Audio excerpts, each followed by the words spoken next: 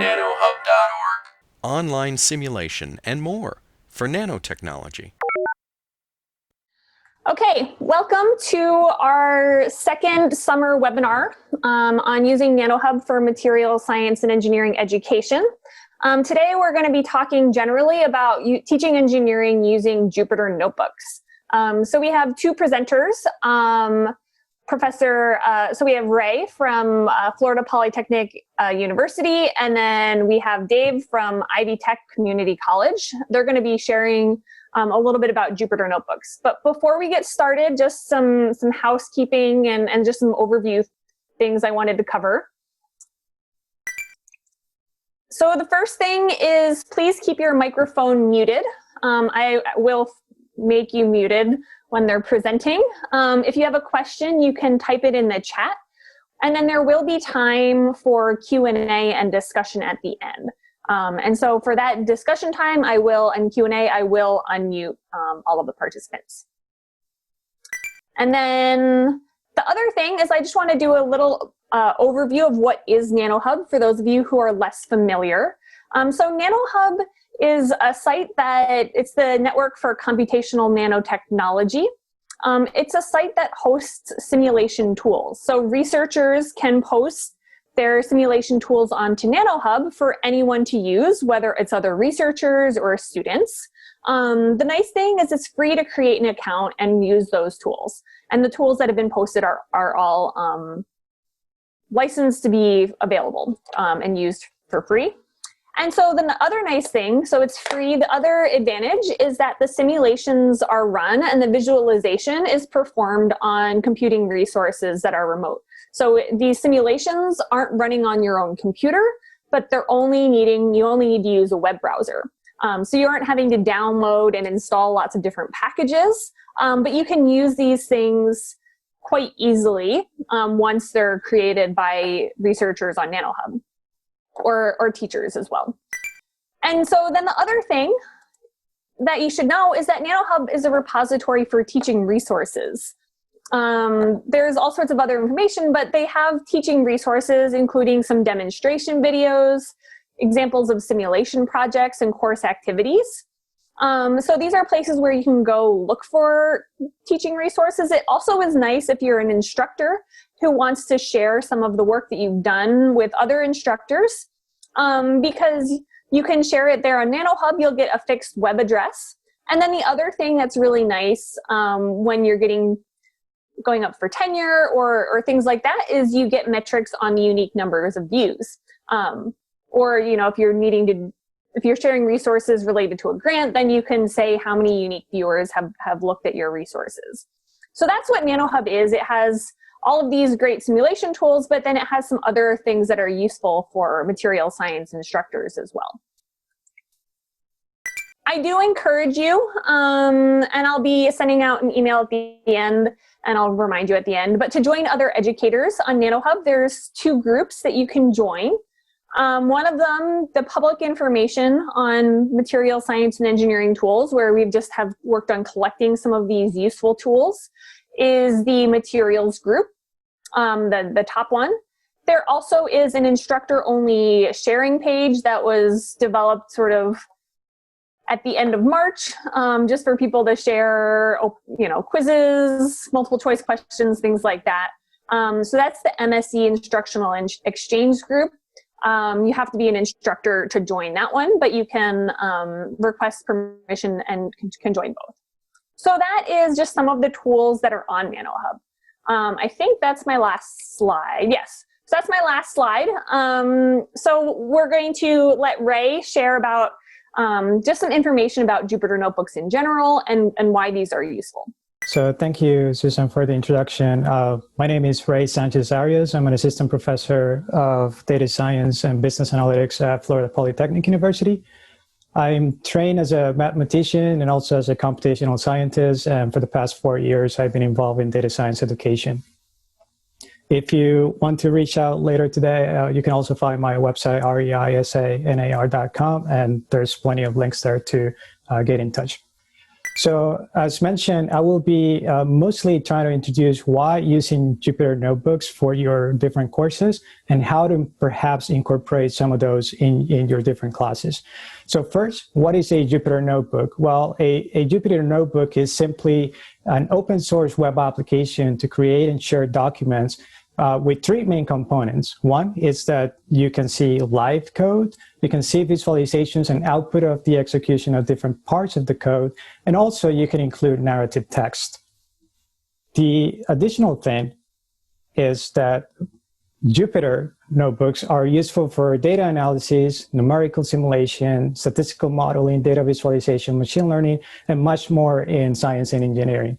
You can also see that I have highlighted different letters in the word Jupyter, that is JU for Julia, PYT for Python, and R for R programming. So a good news after this webinar is that you should keep in mind that you can use Jupyter Notebooks with a wide variety of languages, not just these three, but others as well.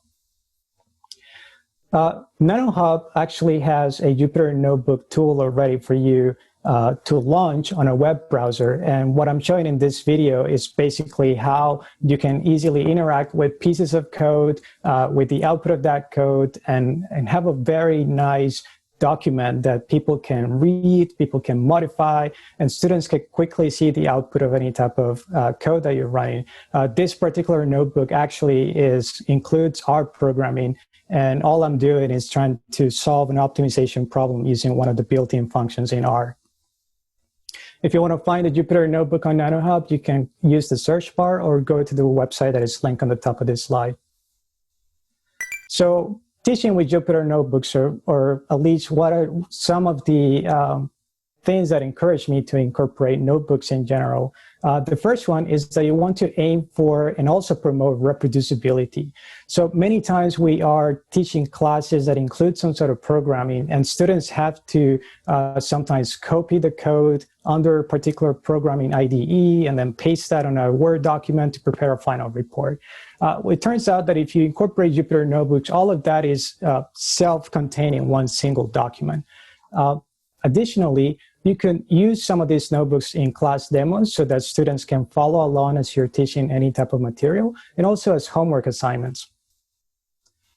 Notebooks can also be exported in a variety of different formats. In particularly, I want to highlight that you can export a notebook as an HTML file, and then anybody can share their notebooks with others. You can render that HTML file on your cell phone or your tablet, or students can easily upload that into your learning management system, call it Canvas or Blackboard. And one thing that is important to also promote while you're teaching with notebooks is that students can get very creative by including a narrative, explaining the code that they use to solve a particular problem, and also commenting on the results. So it's really nice to incorporate Jupyter Notebooks to kind of have that self-contained type of document where you can also reproduce the results that students are showing you, but also see how they explain different results. So here's another example of a Jupyter Notebook. This one is actually a set of solutions for a machine learning class using scikit-learn, which is one of the main packages in Python for machine learning.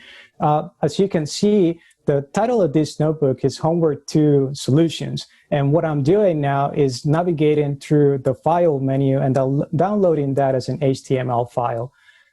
Once you do that, again, you can simply open that HTML file, and anybody that has a web browser can then see what the results were, what the motivation was, and the code that you used to generate those type of results. Again, Jupyter Notebooks in nanoHUB. You can go to nanohub.org/tools/Jupyter. As it was mentioned before, it's absolutely free to create an account. You can explore different notebooks that are uploaded there as samples contributed by members of the community. You can also share notebooks with students and others. And again, I want to emphasize that this is a web-based tool. So really, you and your students only need a web browser. There's no installation that's needed, and everything runs remotely in nanoHUB resources. This is actually a very good thing about using Jupyter Notebooks in nanoHUB because it sets the same baseline for every student. Sometimes we get students in our classrooms that may have different operating systems, that may have different computers from different models, and really using a web browser approach is a lot easier. The next thing, this is how the website looks like on nanoHUB for Jupyter Notebook. On nanoHUB, people share tools, and Jupyter is a tool that you can launch through the nanoHUB platform. You can see also that once you open a Jupyter Notebook, you have your standard folders and files, and you can create a variety of new files. You can launch a terminal if you want. You can create a notebook that has R as a background or has a Python or Octave and others. As I was mentioning, the thing that it doesn't need is installation, and that's actually very good for us as instructors. Many times I find myself going through in the classroom to one of my students and checking what went wrong in the installation. Well, it turns out that the Jupyter Notebooks on nanoHUB already have a lot of the most famous packages in R, Python, and others that you may want to install. And if you're ever in the need for installing or creating a new or using a new or updated version of a particular package, you can easily contact the support team on nanoHUB, and they'll help you out with that. Another thing that I really like is Markdown and how to use Markdown on Jupyter Notebooks. So on the left side of this slide, you're observing how a Markdown cell on a Jupyter Notebook may look like.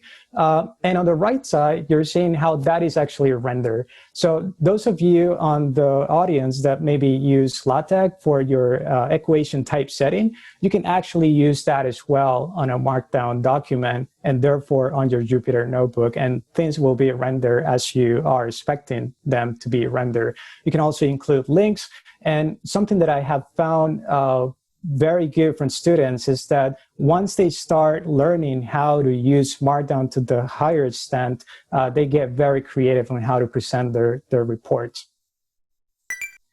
Another thing that I want to highlight is data in one place. So if students have a Jupyter Notebook tool launched on their account, they can upload or they can put a particular data set on a data folder, for instance, and then they can read it directly when they're running their Jupyter Notebooks. This, for instance, would allow you to not have to deal with, here's the file, download it, upload it to this other system that you're using, and so on. So it's very good to keep data in one place, and through Jupyter Notebooks, you can potentially accomplish that. And I'm almost done with my presentation, so I want to provide some of the ideas for using nanoHUB in your course. The first one is that you perhaps want to provide your student with templates. Those are IPyMB, those are Jupyter Notebooks for class demos or homework. Something that I generally do in my classes, for instance, is that I create a template for a homework assignment where there is maybe a hint of what type of code a student may need to find the solution to a particular question.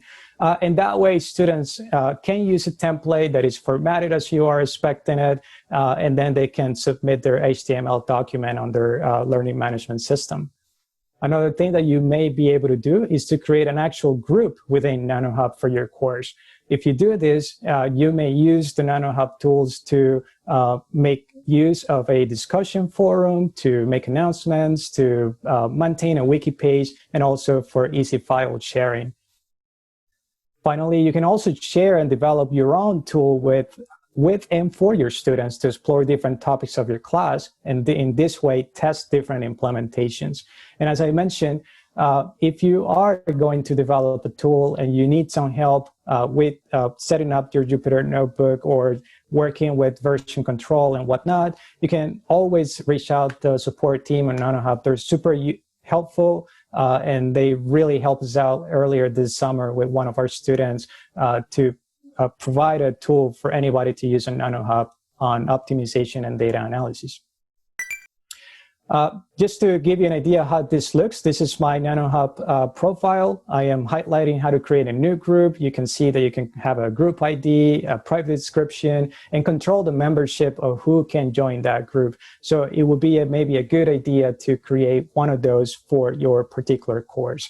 And once you do that, you can have a control of the members. You can have a forum, which is very important. You can have easy file sharing with your students.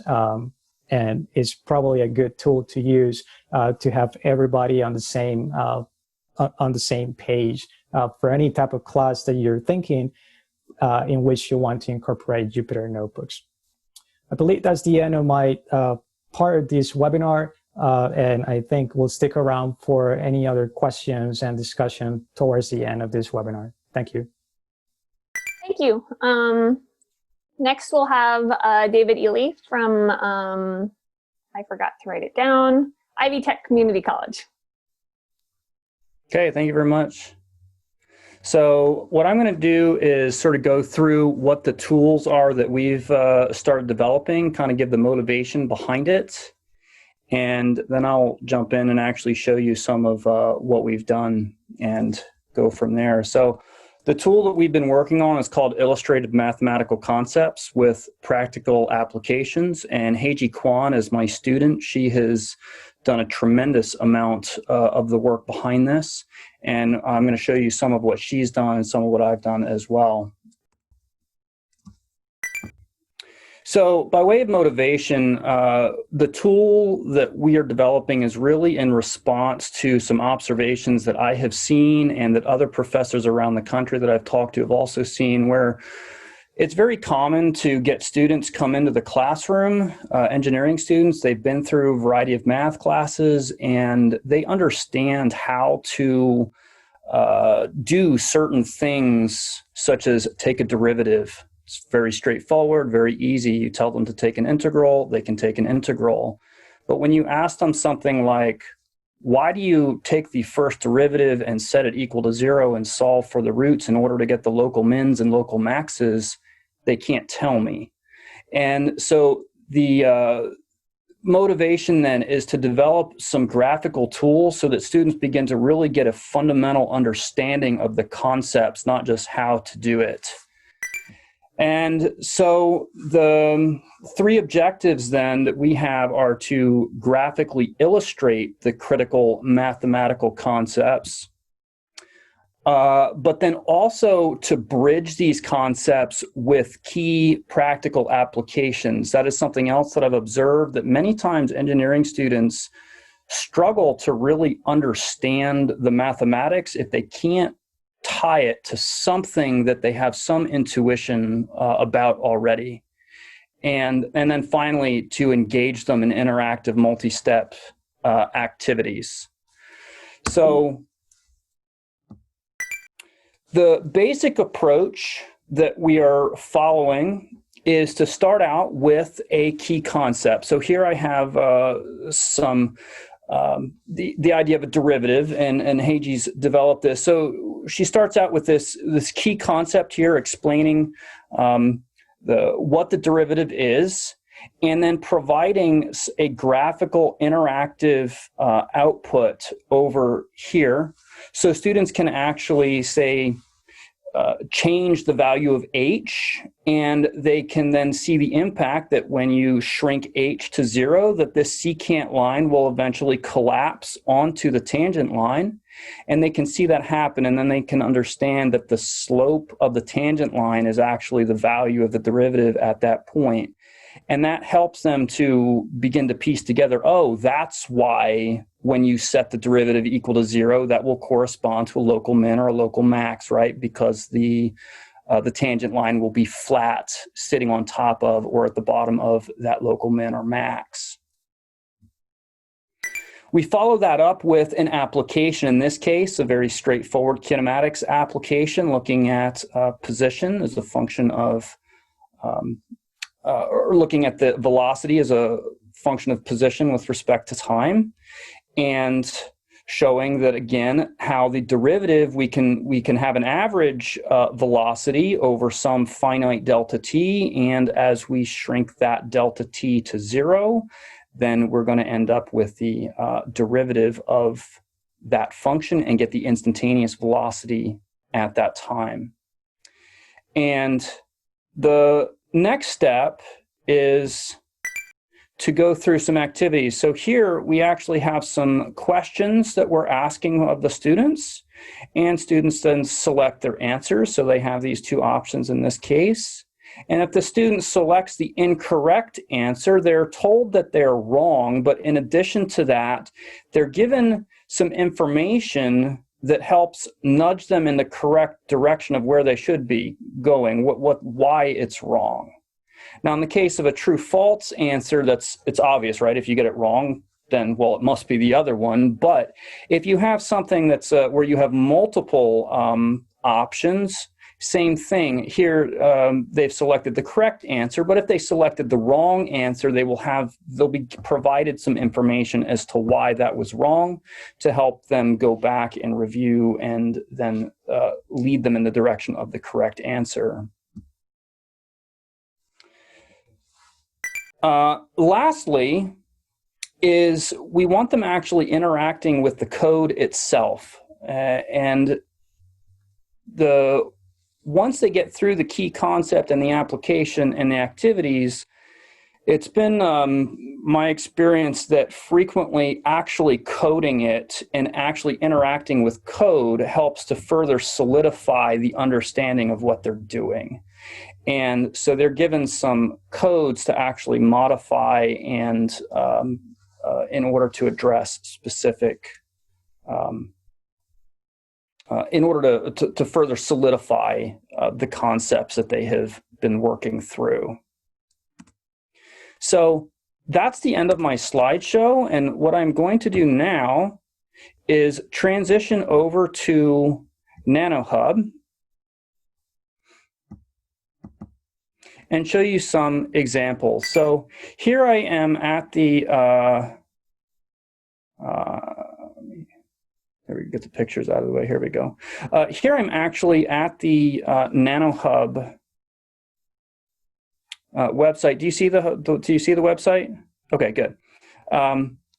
And when you come on here, you can see that right here is Jupyter, and you can click on Jupyter. Also, if I come up to where I'm logged in, I can go to my dashboard,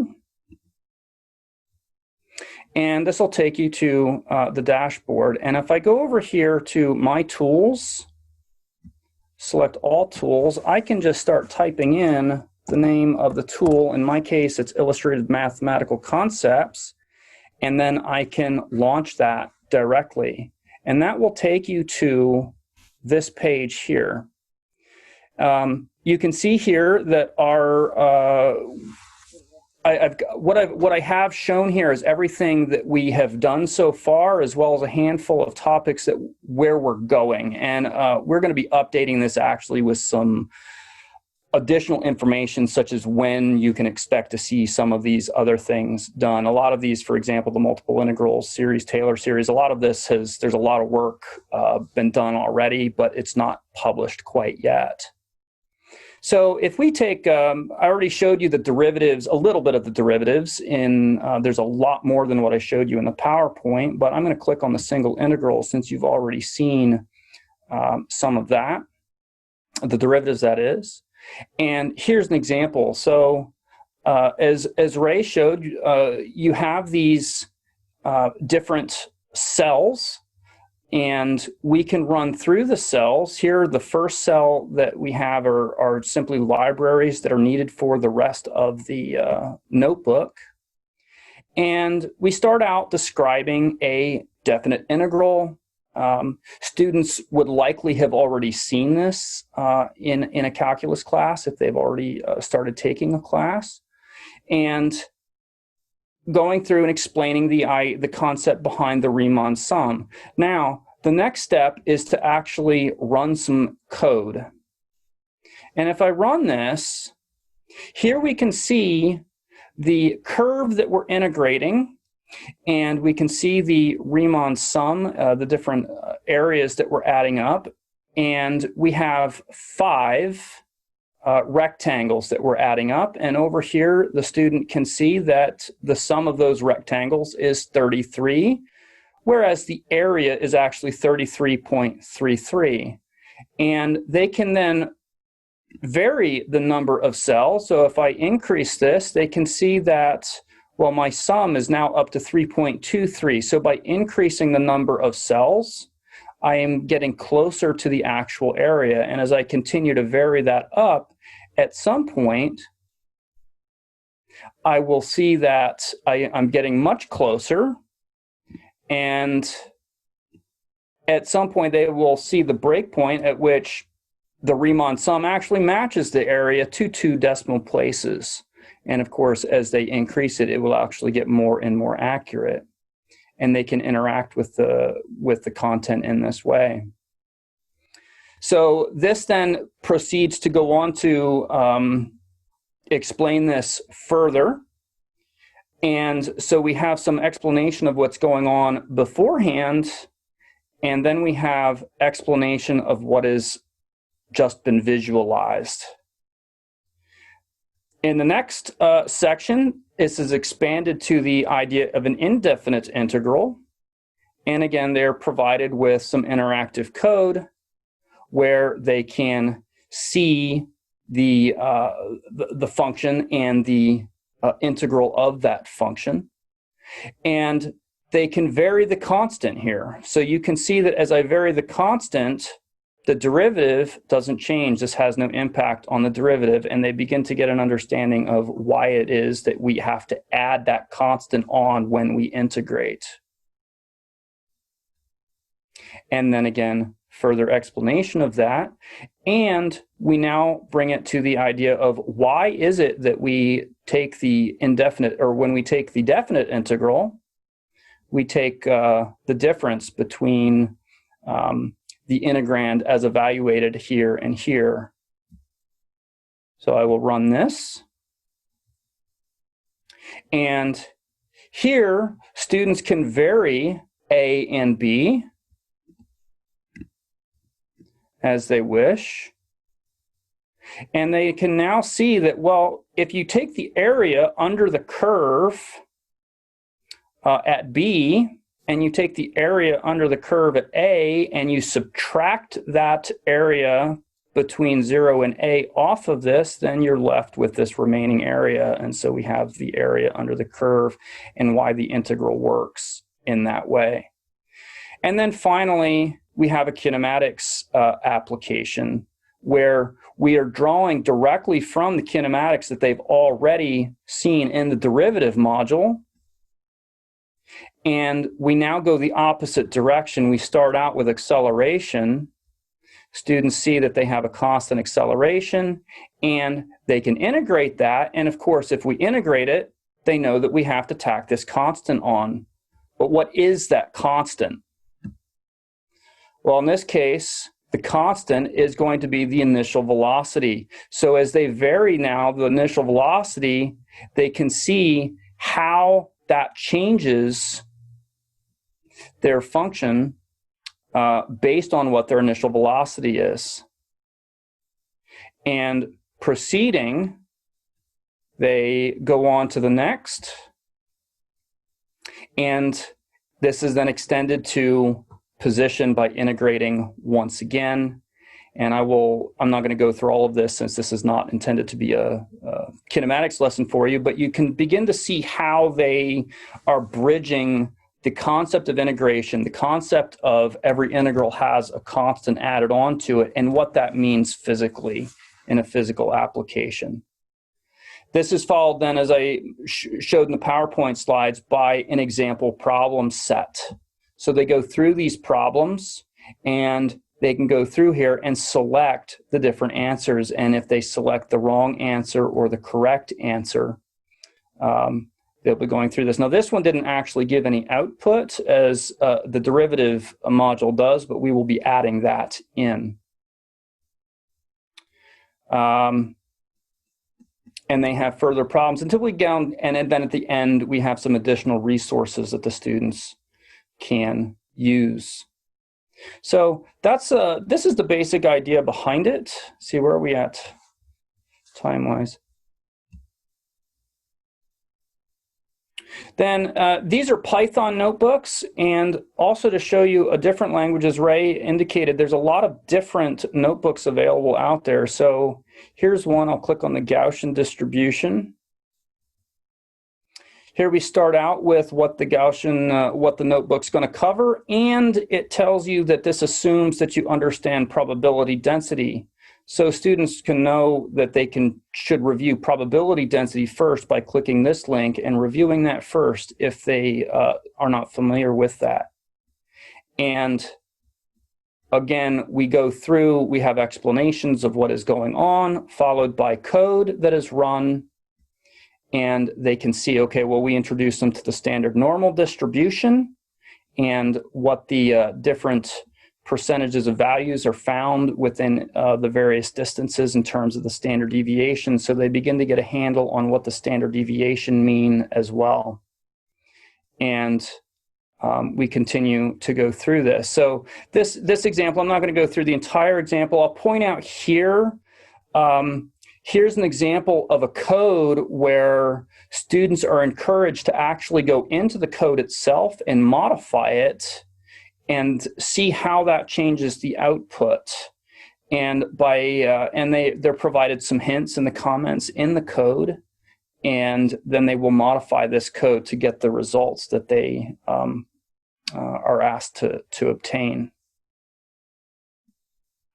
So the last thing that I will do is come back and show, if we go into Jupyter Notebooks, here I've got it listed as one of my favorites, I can launch a Jupyter Notebooks kernel, and you'll see what Reinaldo was, what Ray was saying about your environment that you're working in. And students will have their own environment that they can work in.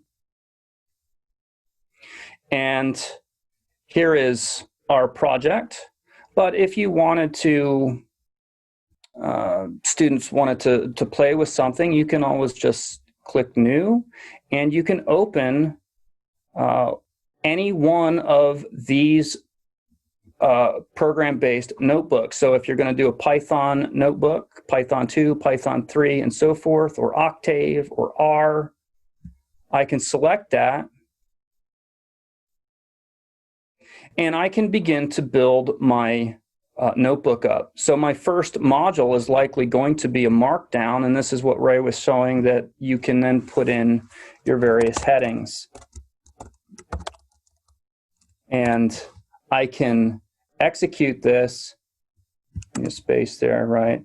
And I can put in my text, and I can run that. And then my next thing will be some sort of, I can start building my code. So I can start running some comments and start building my code as I go along here. A equals 1, B equals 2, C equals A plus B, and I can run my code and get my output. Now, one of the things that I really like about this is, in addition to this being so straightforward, if I come over to home here, if I say new, I can also have the option to pull up a terminal window. So for those of you that are experienced in Linux, I find this tremendously helpful. I actually have a Linux environment that I can work directly in, and you can see all of the files and directories already. I can CD into my Illust Math project, for example, and there's all of my files.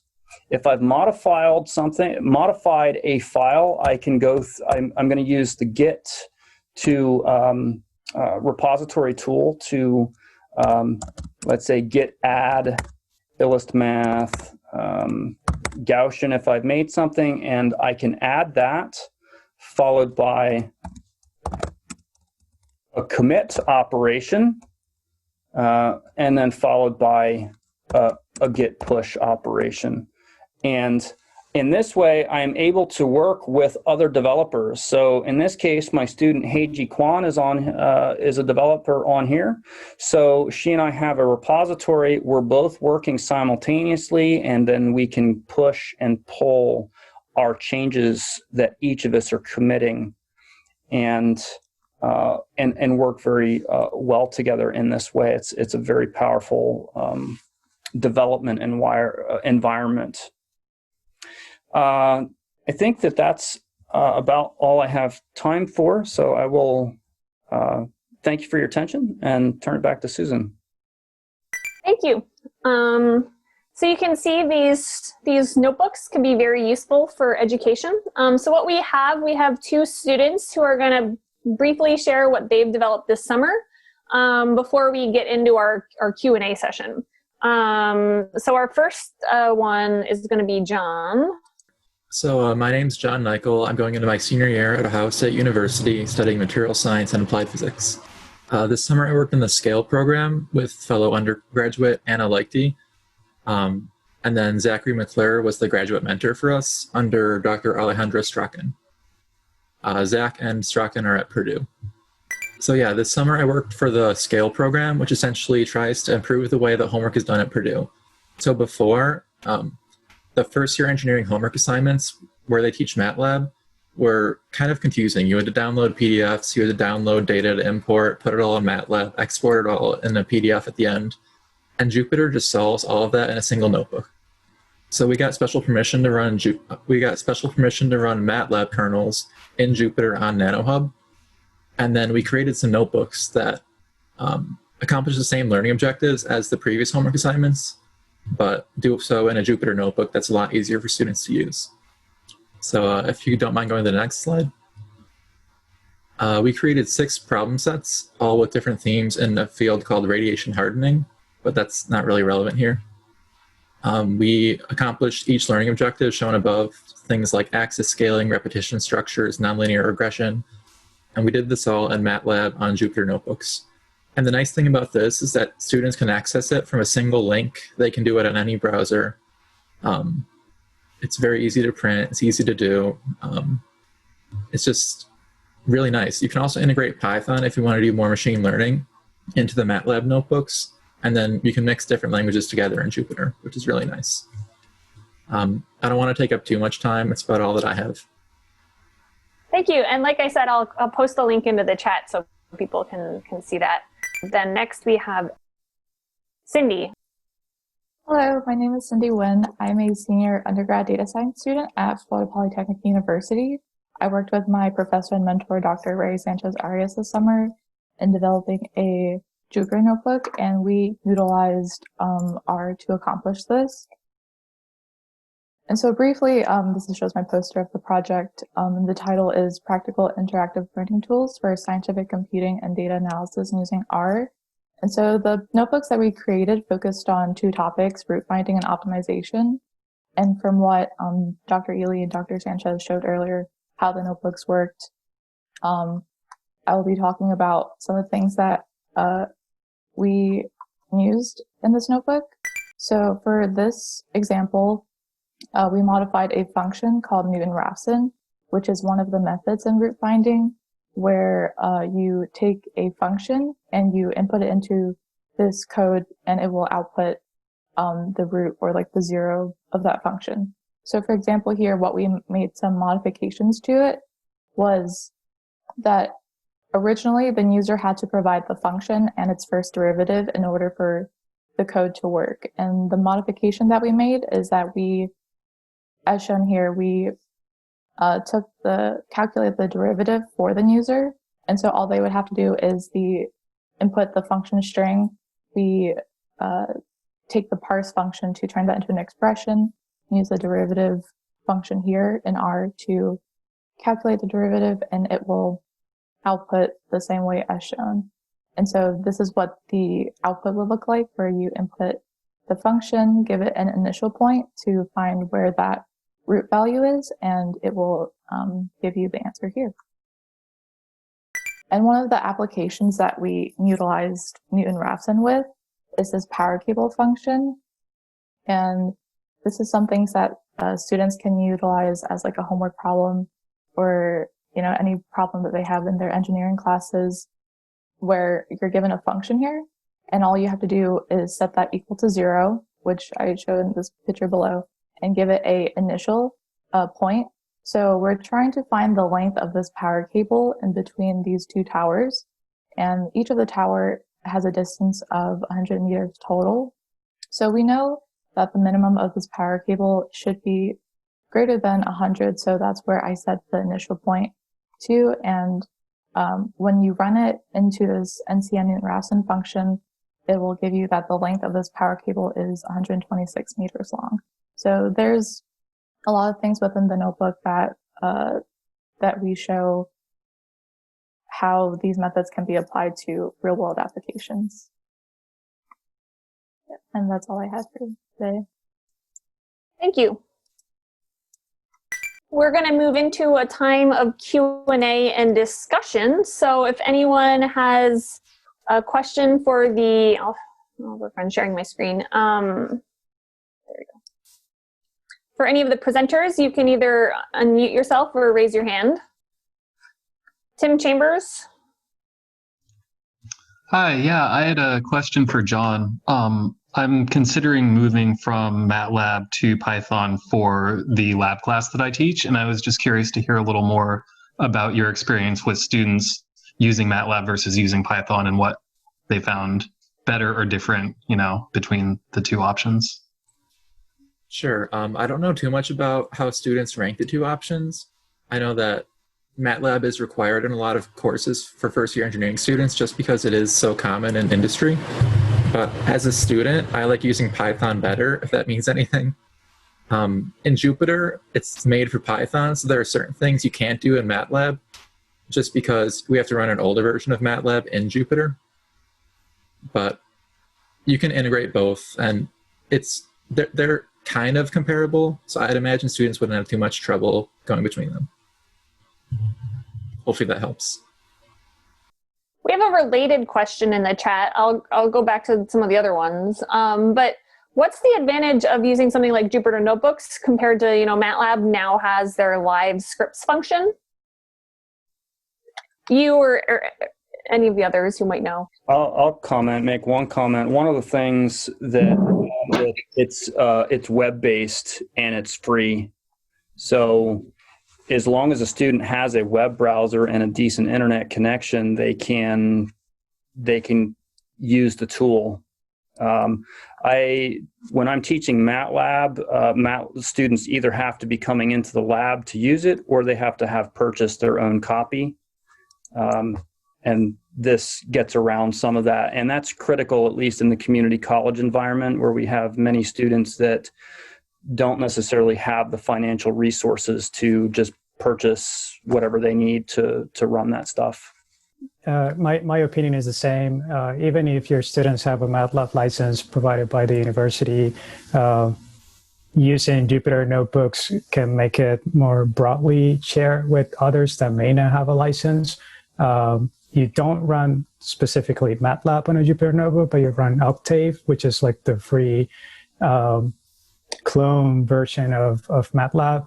And this can be also a good exercise if your students have been continuously using MATLAB but want to share that with others. I would encourage you to also maybe create a Jupyter Notebook tool using Octave and see how they can then share those type of reports with others that may not have a license. Just to be clear, we did use MATLAB and not Octave. It's a separate tool than the one that you guys showed. It's an older version of the Jupyter tool on nanoHUB. But Octave would also work. Ray, do you also want to mention sort of the from a data science perspective, why Jupyter, I know that Jupyter is more popular. So if you could maybe comment on that. Sure. Actually, I think Jupyter Notebooks and also R notebooks are widely popular in the data science community. One of the reasons for that is, again, the situation of reproducibility. So you want to make sure that if you're maybe exploring a data set and running some data analyses that people can follow along your steps and see the type of code that you use for the results that you later are explaining. In addition to that, if you're familiar with Git and GitHub, and then you want to host some of those in your GitHub repos, Jupyter Notebooks are easily rendered on a GitHub page. So that's also kudos to the folks that develop Jupyter Notebooks. And there is an option also in which you could be working on a Jupyter Notebook with a lot of Python code, but then maybe you run into a step where you want to create this data visualization that you only know how to do using R, and you can actually combine both of those in a single notebook. So that's also kind of useful for some of the data analysis tools. Thank you. Abdulali? Yes. I have a question about Python and the popular use for especially machine learning in today's research and education, and why it is so popular for use in machine learning, or is there any alternative for Python? An alternative for Python and some of the popular libraries like scikit-learn or Keras in machine learning. I use R a lot in some of my classes, especially for maybe a 3000 level class. And I would recommend to take a look at packages like the Caret package, that is C-A-R-E-T, and also a new version of that called Tidy Models, which is a package that couples nicely with a set of tools in the tidyverse. So that includes things like ggplot, dplyr, tidyr, and all the set of packages that the folks at RStudio had developed. I know we're talking about Jupyter Notebooks, but also if you want to launch an instance of an RStudio session, nanoHUB also provides that for you. So that would take care of any installation. One more question, please. How can we use machine learning for TCAD device simulation or predictions of new properties of two-dimensional materials and applications? Yeah, I actually would recommend to go through a collection of modules and tools that I believe Alejandro Strachan at Purdue has developed specifically for machine learning in material sciences. They use Python, and I think is one of the most popular notebooks that are available in nanoHUB. Okay, thank you. Yeah, I will also add, I've talked to Alejandro, and he's going to be giving us a webinar next week. So come back next week for some more specifically on machine learning. Yes, of course, yes. Because he's the machine learning expert. And I know some other universities are working on some things there too. We had one last question about how much programming you need to know to teach physics concepts using Jupyter Notebooks. I can take a stab at it. In some respects, it depends. You need to have at least a fundamental understanding of a given language, such as Octave or Python. Now, you can really sort of take that as deep as you want. So it's fairly straightforward to generate plots.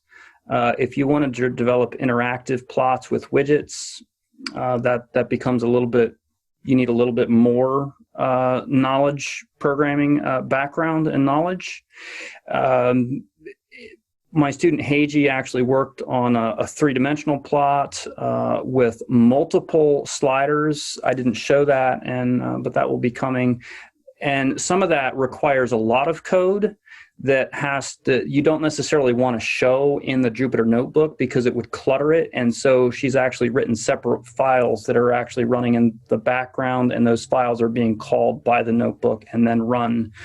But you don't have to go that deep if you don't want to, and there's not necessarily a need to do that. So I would say you really just need a basic understanding, and then the more you know, the more you can do.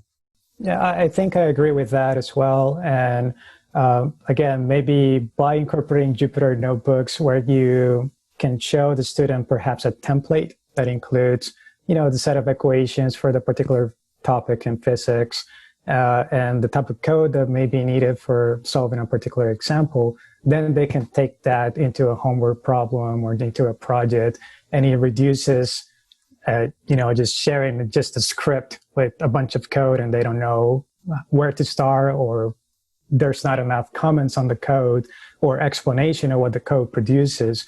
So a Jupyter Notebook actually kind of takes that into account, and it shows the thinking process, the set of instructions that you may need to solve a problem, and then an explanation on that, and that really helps. I'll let someone answer Thomas's question in the chat, because I'm going to go to our closing slide. There we go. Okay. So like I said at the beginning, join the materials group. That's where I've been posting announcements about our webinars. It's also where we'll be posting the recordings. It takes a couple days for us to put the recording together. And I'll be sending out a follow-up email as well that has links to the resources that our presenters were sharing and some other relevant Jupyter Notebooks that you might want to check out for education. But okay, thank you very much for coming.